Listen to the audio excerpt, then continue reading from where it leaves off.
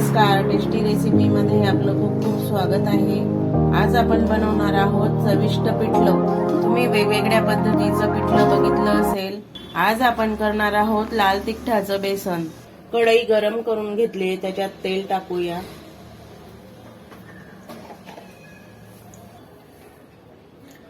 तेल तापलेलं आहे। छोटा 1 चमचा मोहरी टाकून घ्यायची।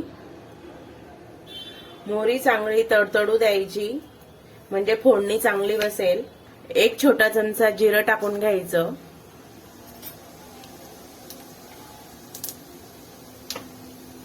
थोडा हिंग टाकायचा। चॉप केलेला कांदा टाकायचा। 1 कांदा घेतलेला आहे मोठा। कांदा चांगला परतवून घ्यायचा।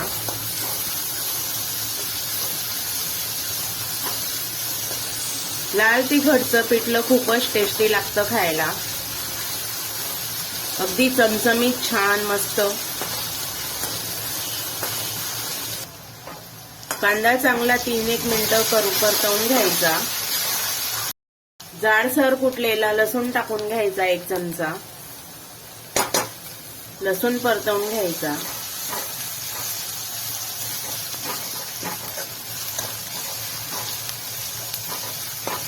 लसणाचा कच्चापणा जायला पाहिजे, 2 मिनिटं परतवून घ्यायचा लसूण पण।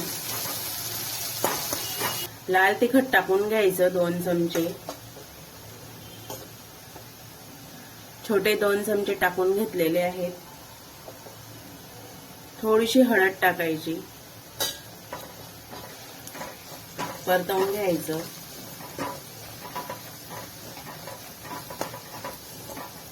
1 वाटी बेसन पिठाला 4 वाट्या पाणी टाकायचं। चवीनुसार मीठ टाकून घ्यायचं।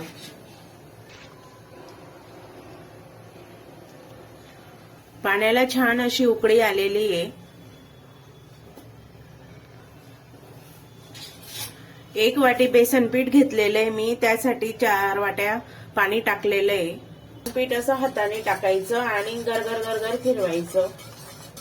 गाठी पडायला पाहिजे, छान चविष्ट लागतं असं पिठलं।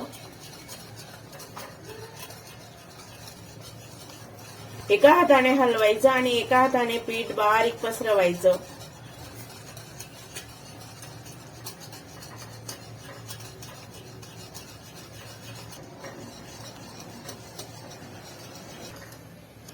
चांगलं असं मिक्स करून घ्यायचं। गॅस बारीक ठेवलेला आहे।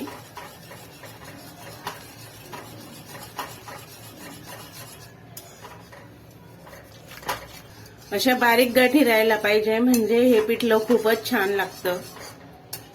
थोड्याफार जाड गाठी राहिल्या असतील त्या चमच्याने असे मॅश करून घेऊया। गॅस कमीच ठेवायचा।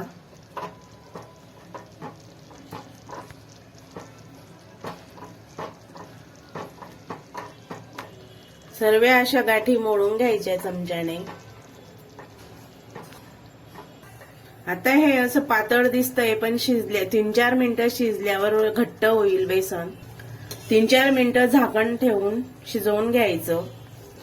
झाकण झाकून घेऊया। गॅस मीडियम करायचा। पिठलं बघून घेऊया। परतवून घ्यायचं असं पिठलं, खाली चिपकायला नको। अजून 2-3 मिनिटं शिजू द्यायचं। छान मस्त शिजतंय। परत 2-3 मिनिटं झाकण झाकून घेऊया। झाकण काढून घेऊया। पिठलं असं छान शिजलेलं आहे। झणझणीत असं पिठलं मस्त तयार झालेलं आहे। गॅस बंद करून घेऊया। बारीक चिरून थोडी कोथिंबीर टाकून घ्यायची।